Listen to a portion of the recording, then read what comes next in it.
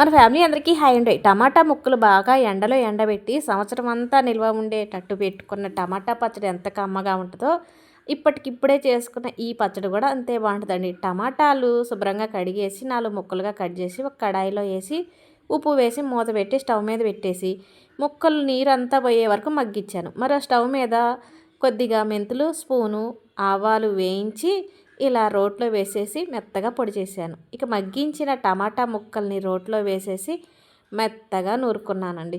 పచ్చడి అయితే పుల్ల పుల్లగా, కారం కారంగా భలే కమ్మగా ఉంటుంది.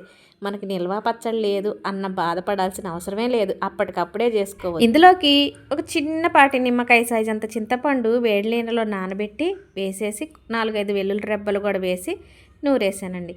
ఇక మెత్తగా టమాటా ముక్కలు మెదిగిన తర్వాత కొద్దిగా పసుపు, మన ఘాటుకు సరిపడే అంత కారం కూడా వేసేసి మెత్తగా నూరాను. టమాటా ముక్కలలో కొద్దిగా ఉప్పు వేసుకున్నాను కదా, ఆ ఉప్పే సరిపోదు కదా, ఉప్పు చూస్తే కొద్దిగా తగ్గినట్టు అనిపించింది. కొంచెం ఉప్పు కూడా వేసేసి మెత్తగా పచ్చడి నూరేసాను. ఈ పచ్చడి నూరాలంటే రోలు సౌకర్యం లేకపోయినా, నూరటానికి టైం కుదరపోయినా మిక్సీలోనైనా చేసుకుంటే బాగుంటుంది.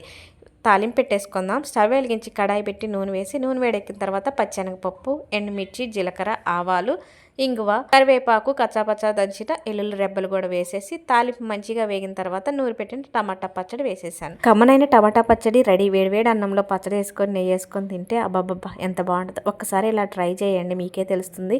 వీడియో నచ్చితే లైక్ కొడతారు కదూ.